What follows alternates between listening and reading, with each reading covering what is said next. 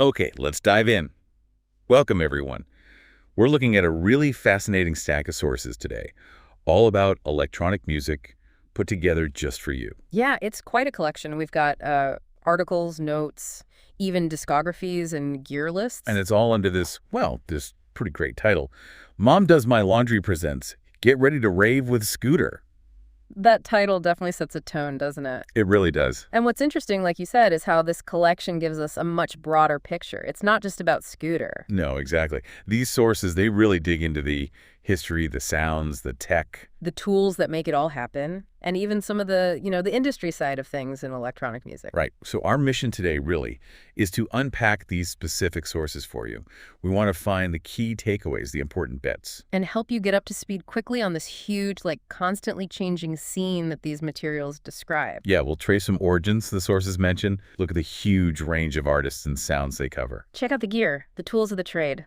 and maybe even touch on some of the quirkier things mentioned, like transforming elevator music into hard techno. Yeah, that's in there. It's quite a journey these materials lay out. It really shows electronic music isn't just one thing, is it? It's this whole ecosystem. Massive ecosystem. Yeah, creativity, technology, all mixed together. Absolutely. So, okay, the sources point towards the origins, right? A blast from the past, as one piece is titled. Where do they start us off? Well, it raises that big question, doesn't it? What even is electronic music and where does it begin? These sources trace it back quite a bit. They specifically bring up pioneers like Kraftwerk. They talk about their lo-fi legacy with the optical sampler. Right, suggesting really early tech use, maybe a bit primitive even. Yeah, exactly. And then there's the Roland TB-303, the accidental acid king. Ah, yes, famous. The sources definitely suggest this thing just sort of unintentionally became massive for whole genre. Because of how artists used it, right? Not how it was maybe intended. Precisely. In ways nobody expected. And the 909 drum machine gets mentioned too. There's even a piece called A Short History of the 909 in 16 songs. Which really tells you how vital those early machines were. Foundational. Yeah. It wasn't just having the technology, it was artists getting their hands dirty with it, pushing it places the designers probably never imagined. And look at the sounds that came out of that. I mean, the diversity that flowed from those origins is just staggering, according to these sources. Totally. So you mentioned Scooter earlier. The materials paint them as happy hardcore pioneers. Rave techno. Yeah, for over 30 years. High energy, fast tempos, those really memorable hooks. They list specific tracks too, like Hyper Hyper and The Logical Song as examples. Gives you a good flavor. It does. That's one specific corner, right? Happy hardcore rave. But the sources, they really throw the net wide open. So many different artists. Oh, absolutely. Across the whole spectrum, you see legendary names, The Prodigy, Daft Punk. Classic. And then figures like Goldie, pushing drum and bass forward. Or the Chemical Brothers, Fatboy Slim with Big Beat. Right. But it's not just the big names, is it? The sources also point to, underground artists, newer acts. Yeah, people like Boris Brejcha or, let me see, UK K1MC Toe Hour suggests the scene's always evolving. And some more niche stuff too, like Flotison and heavy ghetto tech. Yeah, from New York, apparently. Yeah. And Verist exploring sounds with disco descent, whatever the sources mean by that exactly. Intriguing. They even highlight this group, Binary Descent, linked to a shadow cyber community, pushing boundaries with NFTs, glitch visuals. And suggesting they evolved from something called Zen Studio 888. Wow. Yeah, the focus on Binary Descent and their visuals, like those Meltdown Melodies videos, it really points to artists thinking beyond just the sound itself. Like it's a whole package. Exactly. And similarly, you've got Old Tape Records mentioned, creating these cinematic YouTube videos based on traveling the world. So the music becomes part of a bigger story almost. A visual journey. That seems to be the idea presented in these materials, yeah. For some artists, it's a larger artistic project. Okay, so that's the sound, the artists. Where does it all come from, technologically speaking? Yeah. The sources get into the tools, right? Oh, yeah. They dive deep into the gear. And if you think about it, the tech often defines the sound, doesn't it? It defines the possibilities. Sure. So these sources mention a whole array. Digital tools, like DW's Logic Pro X is named. Okay, standard stuff. Mixers, too, like the Emotion LV1 or those classic rotary styles like the Pioneer DJ Euphonia.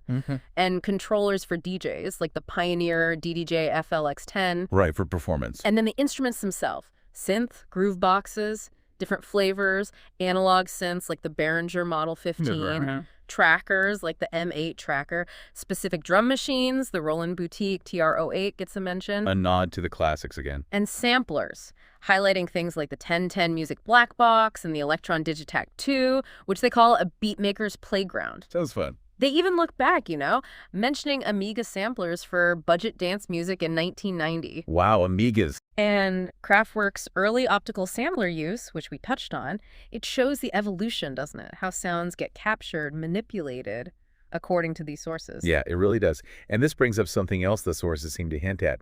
Accessibility. How so?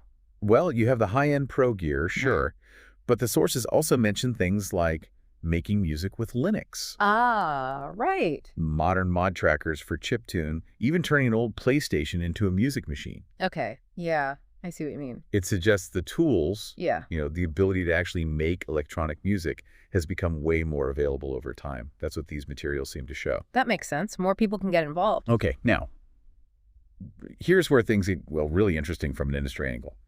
The sources bring up some pretty big challenges artists are facing. Yeah. Some of those titles mentioned in the materials are quite stark, aren't they? Like silenced sounds, how corporate collusions stifles independent music. And did you hear about Spotify stiffing musicians? It points directly at major issues for electronic artists and, well, probably others too. So what's the impact according to these sources? What are they suggesting? Well, they seem to paint this picture where, despite all the creativity and easier access to tools we just talked about, artists are really struggling. Issues with fair pay, navigating these big streaming platforms. Hurdles? Big hurdles, yeah. The materials seem to argue that certain industry structures or maybe specific platforms make it really tough for independent artists to make a living or even just get heard properly without making compromises. That's sobering. It is. Though the sources also briefly mention things like support through crypto, which maybe hints at alternative models popping up. Trying to find a way around the old system, maybe? In response to these challenges? Perhaps. It's mentioned alongside the traditional stuff. And then there are these other new technologies, not just instruments, but things changing the whole landscape. Like AI. Exactly. The sources mention AI video generation and this service called Suno, where they note music meets innovation. Right. And the NFTs we talked about with binary descent earlier. Yeah. So if we connect that back to the bigger picture the sources present, this isn't just about new creative tools, is it? No, it feels like more than that. It could fundamentally change how music gets made. How it's distributed, maybe even owned. Potentially. Right. And how artists connect with you, the listener. It adds whole new layers. Complexity, opportunity. It definitely paints a picture of a really dynamic scene, constantly innovating, technically, creatively. But also wrestling with some fundamental business challenges. That comes through strongly in these sources. Yeah. And, amidst all the tech and industry talk, the sources also sprinkle in reminders of the human side. How so? Well, referencing places like Studio 54, Ibiza, or even just a classic house party in Brooklyn. Grounding it in real places, real experiences. Exactly. Or that sense of connection through the old tape records travel videos we mentioned. Right. It reminds you that at its core, this music is often about shared experiences, right? Building community. Whether it's massive global festivals or, small local scenes. Yeah, what's cool is how these sources seem to capture both. That global spectacle and the grassroots vibe, showing all the different places electronic music lives. So let's recap for everyone. We've sort of traced the origins presented in these sources, explored the amazing diversity of artists and genres they highlight. Looked at the crucial role of technology from vintage gear right up to modern DAWs and samplers. And we've even glimpsed some pretty serious industry challenges and those emerging tech shifts like AI and NFTs. This deep dive really gave us, and hopefully you, a shortcut to understanding the sheer breadth and depth of the electronic music world, at least as it's presented in this specific collection of materials. Yeah, it's definitely a complex mix. History, art, tech, business tensions. It's all in there. It really is. Okay, so to leave you with something to think about, drawing directly from the tensions these sources brought up, things like, that alleged corporate collusion, the streaming payment problems artists face, and the rise of AI music tools and NFTs. Yeah, all those forces. How might the actual creation, the distribution, maybe even the fundamental experience of listening to electronic music. How might all that keep evolving in the next few years? That's a big question. Based on what these materials suggest, what does the future hold?